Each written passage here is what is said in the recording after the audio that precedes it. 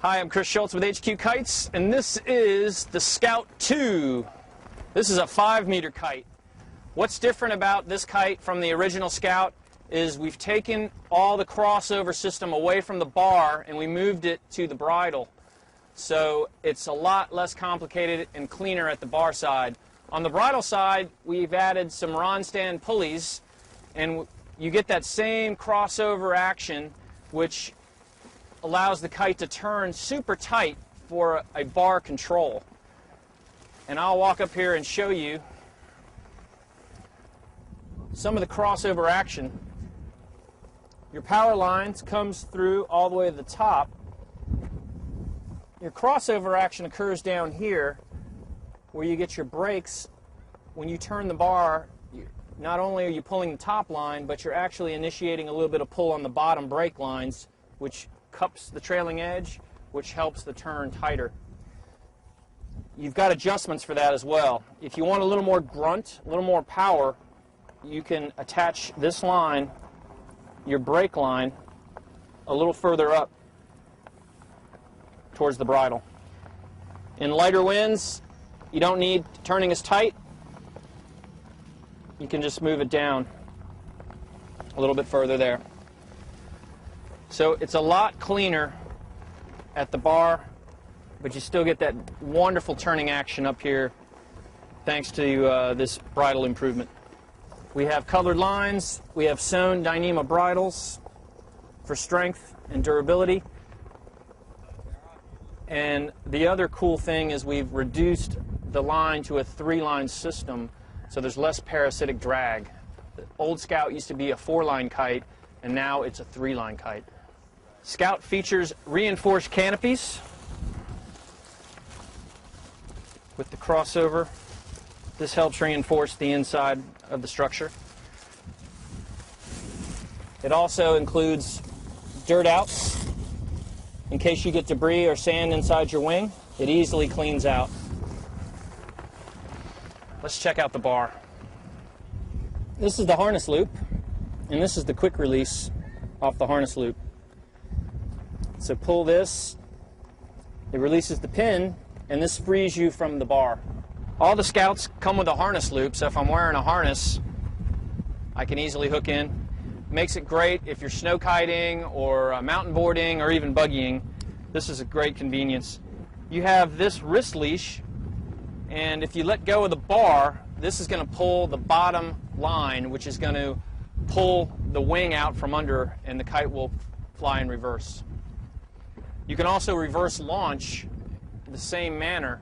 If your leading edge is down, you pull on this line and the kite will reverse launch. And what we have here is a typical kiteboarding leash that I could connect to my harness, and then instead of putting the wrist leash around my wrist, this would hang and dangle, and then if I let go of the bar, then my leash would come into play. Typical bar control: pull left, turns left, pull right, goes right. There is no sheeting. This is a fixed bridle kite, so it flies at the same angle of attack regardless. The only difference is you can adjust the amount of brake at the bridle. Craig is demonstrating the use of the Scout 2. He's attaching his harness loop to his harness, and he's actually attached a kite boarding leash to his 3rd line, which he can use in place of attaching this to his wrist. So if he's flying and something happens and he needs to jettison the kite, he can either pull the loop out or he can pull the red ball. If he's not overpowered, he can also pull on the center line to reverse launch or to send the kite in reverse. He drops the bar, and this activates the 3rd line, which brings the kite down.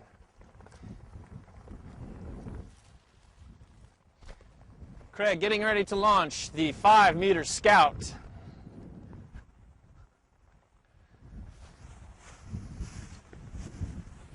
Yeah, baby.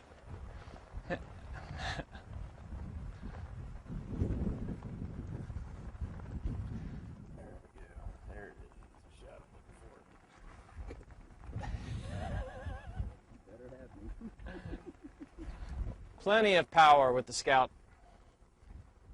Talk about its stability. Very stable. Look, Ma, no hands. Perfect for snow kiting, mountain boarding, or just using as a traction trainer. It's extremely versatile. The fact that it is a fixed bridle kite means it's easy to understand. So Craig is demonstrating the use of the Scout on a mountain board. With the use of his harness, it's super easy. He's going to dip the kite into the power zone, create a little bit of power, and then he's off to the races. Craig is with the Scout in a buggy. Yeah, there you go.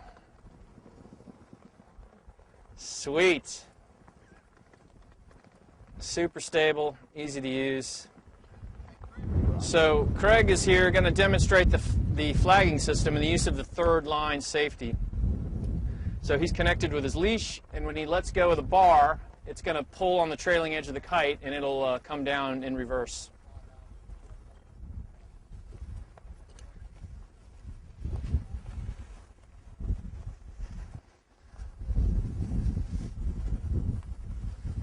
Very little power, and now he's able to retrieve his kite safely.